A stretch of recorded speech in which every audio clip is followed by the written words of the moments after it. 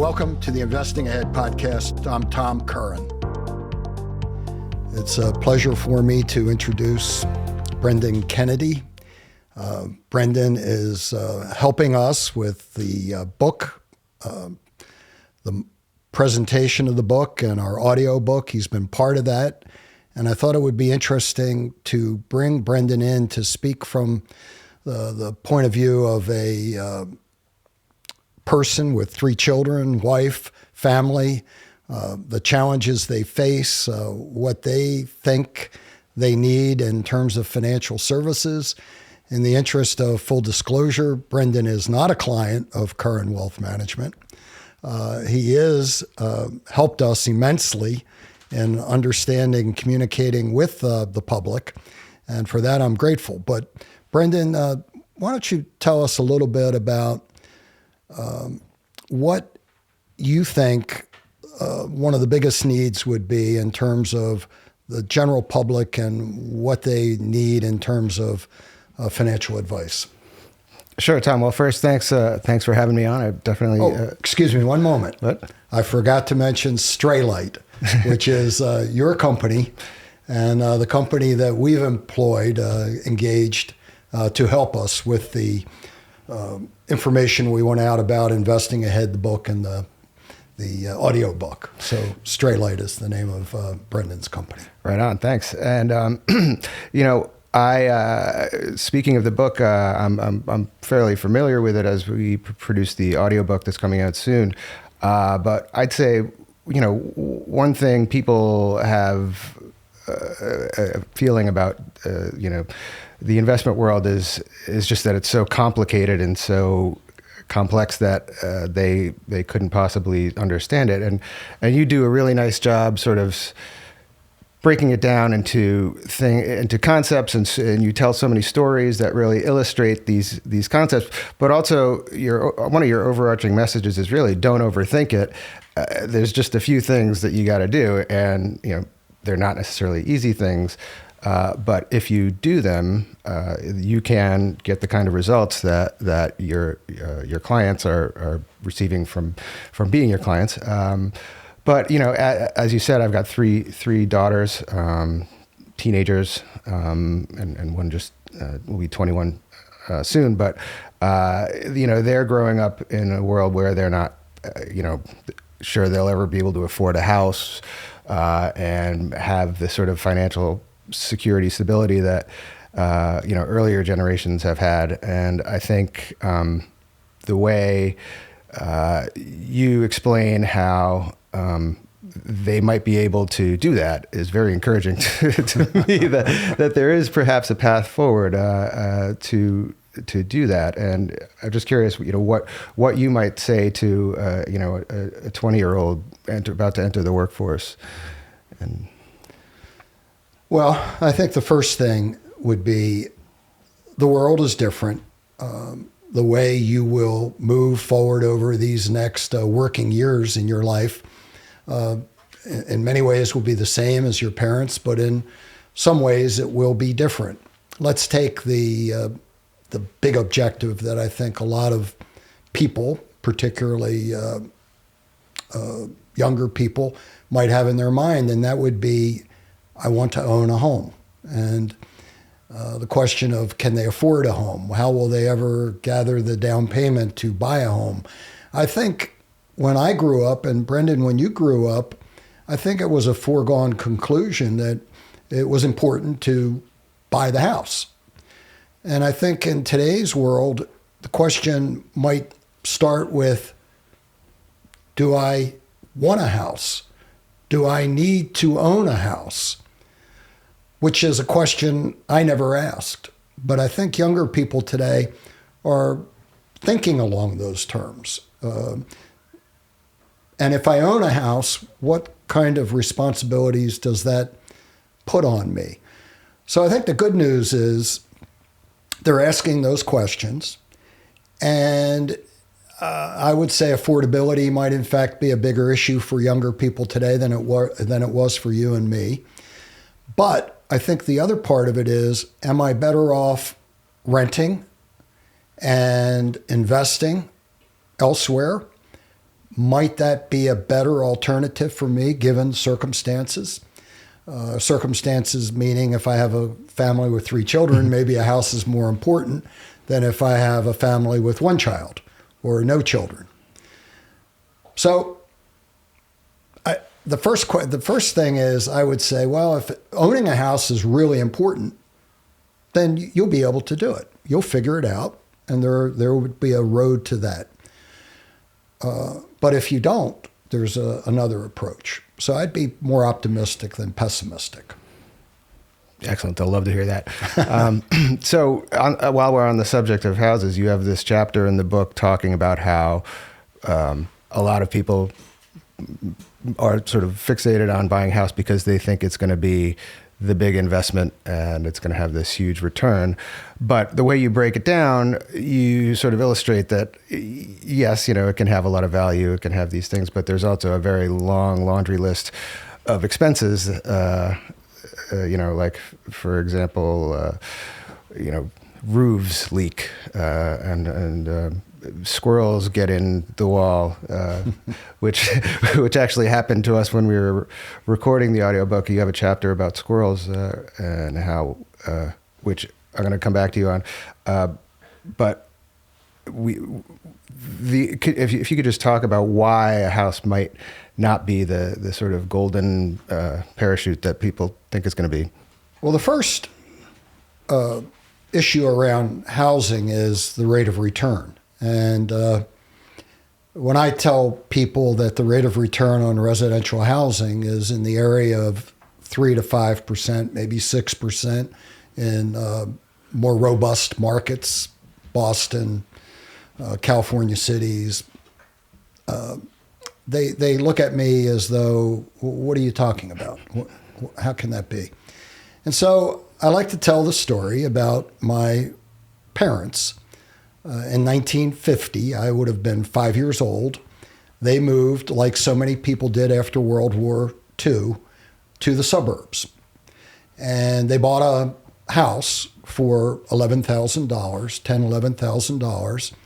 And they lived in that house their entire working life and into their retirements. After my mother passed away, my father asked me about living in the house and what about selling it? And I said, well, Dad, if you want to sell the house, go ahead and sell it. Don't stay there for my sake, for sure. Talked to my sister. She said the same thing. And within a day or two, he called me and said, Tom, would you sell the house for me? And we did. And we sold it for about $118,000. But if you take the annual rate of return from roughly 1950 until the time they sold it, it was 3.5%. Now, 118,000 compared to 10 or 11 sounds like a huge return. And it is in terms of the multiple. But in terms of the annualized rate of return, it was about 3.5%. To that, you have to add the costs of all the improvements they made and the depreciation and so many other things. The reality is that real estate's a great investment. Residential real estate grows at something before adjusting for inflation in the area of 3.5%, 4%, up to 6%. That's what it is. It's not more than that. It's not 10% that stocks return over long periods of time. But the problem, I think, isn't so much the rate of return. The challenge for so many people is that it consumes to own and keep, in the first place, 35, 40% of their disposable income. So much of what they have is being used to get that. And I think the younger people are beginning to raise the question about, is it worth it? And the answer to that question is it's a personal thing. But it's an extremely expensive consumer of our income to have.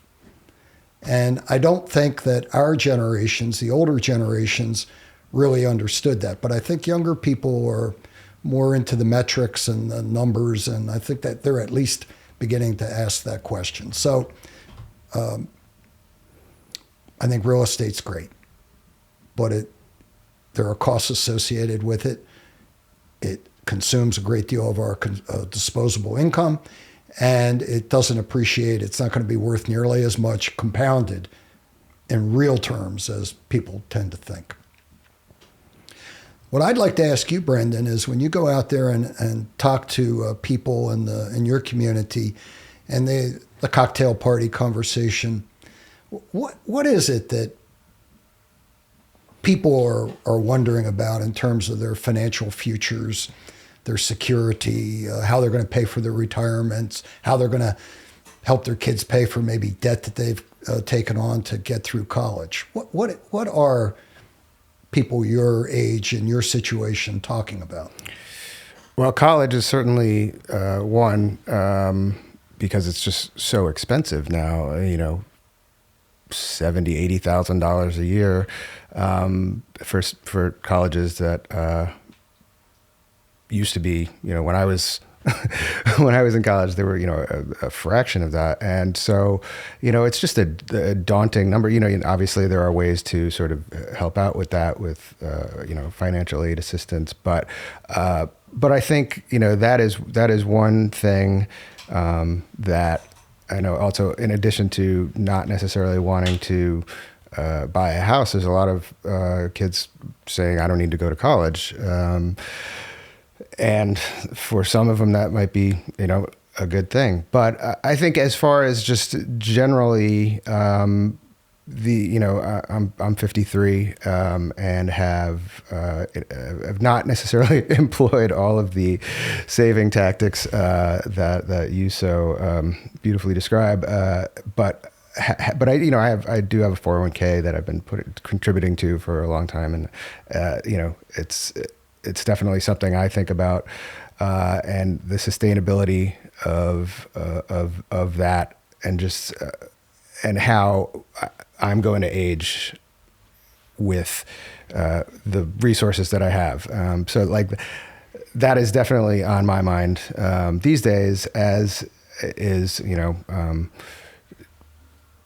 I have an old money pit of a house. How my kids are about to be out of it. Like, do I? Is this a good opportunity to relieve myself of a very expensive proposition? It may be. It may very well be. I know that, but I want to ask you a question about college. Now, when I went to college, I wanted to go to college. I was motivated to go to college. It was well before the time of student loans. I don't think I knew what a student loan was when I went to college. If they existed, I didn't know it.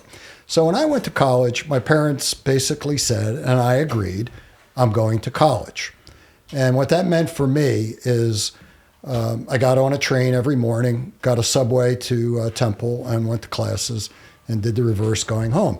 There was never the option of spending money to go away. So I went, I did the state school route. But today things have changed.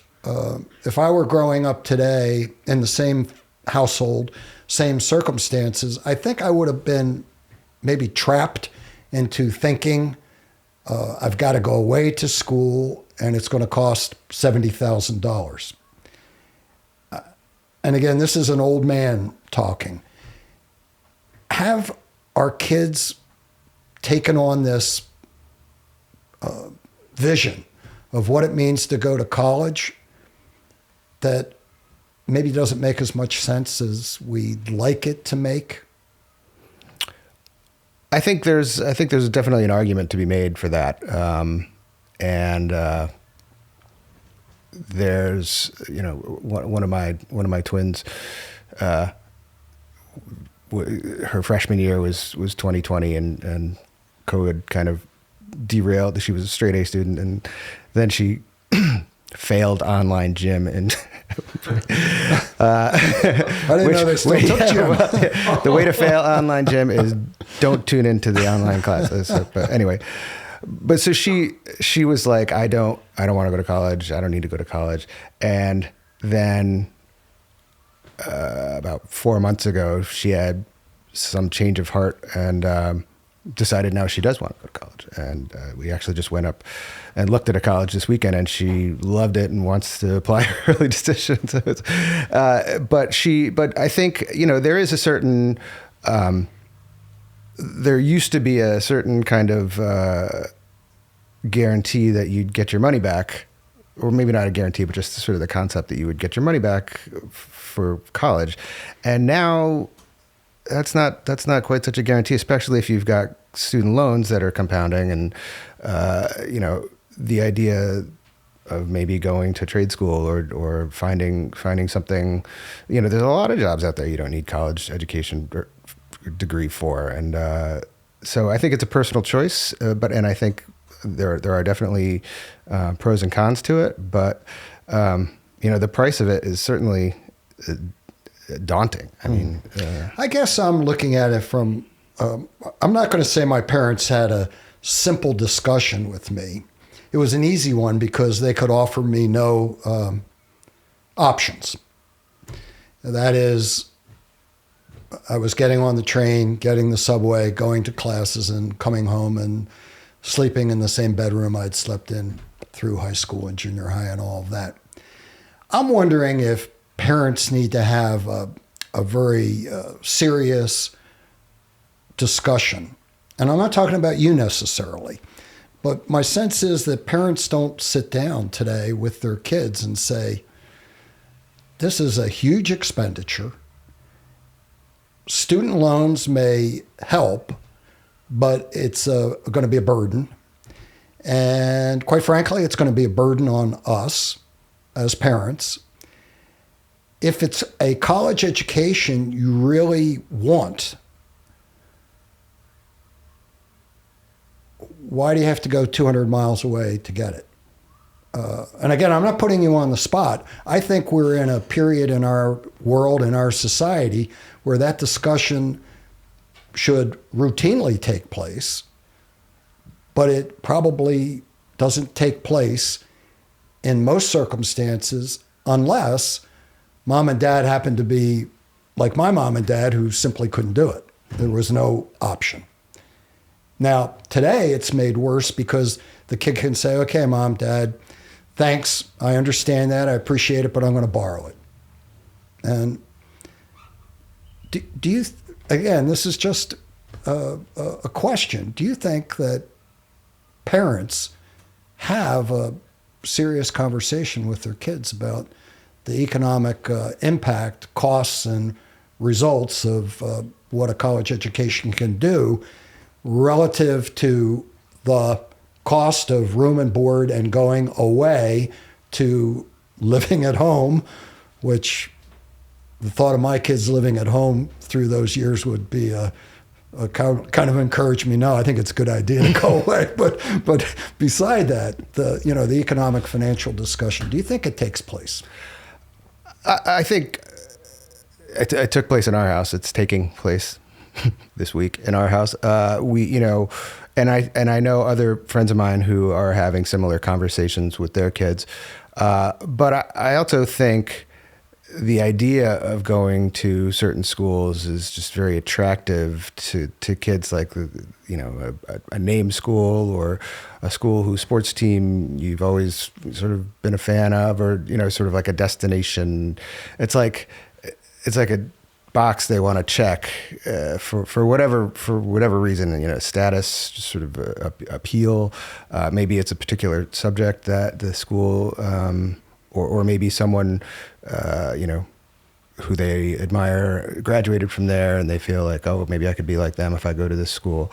So, there's reasons that sort of there's emotional reasons that I think get in the way of those very sensible discussions. Now, do you think it's changing? Now, you mentioned one of your daughters said maybe they didn't want to go to college. Do you think that dynamic is changing in terms of young people today? I have a limited sort of insights into that particular topic, but I would say there's probably a lot of kids who are questioning going to college, whether or not it's financial or because they just feel that it's not worth 4 years of their time, or maybe they just, maybe there's something right in front of them that they want to do, and they can make money right out of high school, which was appealing to my daughter at the time. Well, I think we are sometimes I ask myself, Tom, if you were 18 years old, would you go to college? And again, these questions are unique to families and unique to individuals. But I say to myself, there are a lot of my characteristics, my personality that might say, don't go to college. But knowing I just said that, I think I would probably be in that camp of alternatives, the junior college route, in the neighborhood, in the community, maybe even online. And I think that is changing. And we're beginning to have that question you brought up, Brendan. Is there an economic reason for doing this? Is there a financial payback for doing this? And I think it's now being shared by parents, too, who are looking at the hit they take in terms of their financial security. So I want to talk a little bit about that. I have 3 children. Only one went to college. You have 3. When I look at this whole dynamic now, and I look at what that might mean, not just for the debt that the child takes on, but the hit the family takes on in terms of their own financial security for those 25, 30 odd years that they're looking at living without a paycheck. No, and also the idea that if the kids are going to go, and the parents are going to be helping out, that they finish college, because you're going to spend all this money and they're going to get halfway through, and then they don't finish it. That's money down the drain. You don't get half a college degree for going for 2 years. So it's it's definitely something that I have spoken to our kids about. Just like, all right, if you're going to go to college, we'll help you out, but you got to stick it out. And right. Also, don't necessarily pigeonhole yourself. I mean, so I think I mentioned I was an English major, sort of had a liberal arts education, and I think that really is a both a good thing, and because it sort of teaches you how to learn, teaches you how to sort of think about the world and write, but there's something to be said for going to business school or going to engineering school if that is your thing. And I think we sort of have sort of touted the benefits of a liberal arts education. I grew up in a house where my father was a writer and my mother was a performer and then a business person later. But I never got the sort of economic insights that I think growing up in your house might have provided. But having having the thinking it in advance, planning ahead, as you said, I think before you pull that trigger on going to college is something I think a lot of people don't necessarily do. They just sort of feel like it's a compulsion. Oh, I got to go to college, and my dad went to college, and I got to go to college, or whatever. But I mean, the finances of it are a huge deal. I want to interrupt here too, because I don't want anyone to get the impression that I'm not in favor of college. I am. I would not be the person I am today if I didn't have the opportunity to go to college, and particularly the Wharton School. I met people at Wharton. They're not one of the top 10 business schools in the country for no reason. They attract business thinking people as young men and women. And when I think back on that, the people I went to classes with, experienced college life with, they were different. And it was the college part of it that provided me with it. So I want everyone to understand that this is not about anything except the costs associated with that. And the world has changed, and the costs are a lot greater today. I didn't pay to go to Wharton. I was fortunate enough to have a fellowship and tuition paid for. Those of you who are old enough remember Fell's Naphtha soap. Fell's was the business that endowed those fellowships and allowed that to happen. So there's no question there are enormous advantages, but the costs are also enormous. And they can really defy all logic. I could not have gone to school the way I went today as easily as I did. Not that it was easy, but there would be a whole lot more challenges associated with it. So the parents who are like you, who are having that conversation, it's a much more difficult challenge, and much more difficult because of all the things we've talked about here that come up, what they want to do, what their lives look like, the costs.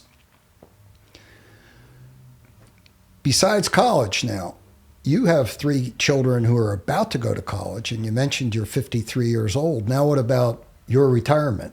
How does all that come together here? Can I talk to you later about that? Sure. No, well, I don't mean to put you on the spot. But there are a lot of people in your boat. And, for sure. I have that old saying I like to say, the toe we stubbed today always hurts more than the one we stubbed yesterday. So the stub toe, so to speak, today is, how do we get through this challenge? And it hurts. But that stub toe, how we're going to survive when the next one occurs, paying for things that we're going to sacrifice today to get those kids through college is different, because a lot of your friends in situations like you're in, I was married when I was 22. So a lot of what people are facing at a much older age today, not too many generations ago, it was already done, passed with 10, 20 years of working to prepare for that retirement. A lot of people today don't have that luxury. Yeah, I never had a pension. My wife had a pension, but they cut it off a while ago, so it's not it's not like previous generations. Social Security is in trouble. I don't want to go down that road, but just there's a lot of challenges that we're facing that are sort of not the things that help you fall asleep at night. I'm fortunate in that at least I've been sort of putting aside something, as have my wife, so we have somewhat of a plan. But I know a lot of people who are very much stressed out about retirement, and think they're going to be working until they're in their 90s. Yeah, and when we're talking about the children too, when I started out my career, the maximum earnings that we paid Social Security on back in 1969-70 was around $7,000. Today, it's $160,200. Back then, we paid at a rate of about 3%, if my memory serves me correctly. Today, it's double that on a whole lot more money. So in terms of financial security that we're also asking our kids to be mindful of, get a degree, go to college, and now save for your financial futures, that's a big challenge too, because they're paying a working family today, they could be paying as much as $25,000 in income out to Social Security before they can get those dollars to invest on their own. So I like to say you can only spend $1 once. So our children have a much bigger challenge than we did, because we kept more of our money and we were able to decide what to do with it. debt plus the high cost of Social Security, it's a reality. It's a pay as you go. There's nothing to draw on. The younger generation's challenges are huge. Can't spend money they don't get. No, yeah, well, and it's hard to save money when all your money is going out Somewhere the door to rent or whatever. You know, Right. as you said, if we were squirrels, we'd be dead. And I did say I'd come back to the squirrel story. Just how when you were recording that part of the audiobook, that chapter, we were getting this noise coming from the wall, and we were looking around like trying to figure it out and going over, was that you hitting your table or what? And it was a squirrel. But I think your point about the squirrel is well taken in that it's just very difficult to save those acorns for the winter if they're not coming in as fast as you need them to. Well, Brendan, it's been great having you. I think we raised some questions here. There are no real easy answers. But I think, in all fairness, if moms and dads, grandparents can view this as a family problem and one that we want to instill in our young people the need and requirement to invest at an early age, recognizing the challenges they have with paying for college and recognizing the challenge of buying a home and all the rest of it, and preparing them in a wise way, I think we all win, and that's certainly something that's important to me in helping people understand. Thank you, Brendan, again. It's been a pleasure having you. I thank you for watching this podcast. This is Tom Curran. Goodbye with thanks. Thank you for watching and listening to the Investing Ahead podcast with Tom Curran. Look for the Investing Ahead book and audiobook available everywhere. Executive producer Brendan Kennedy. Directed and produced by John Wager. Engineered and edited by Adam Russell and Aided Fitzsimmons. Filmed and recorded at Galileo Media Art Studios. Copyright 2024 Thomas Curran. All rights reserved. For more information, visit investingaheadpodcast.com.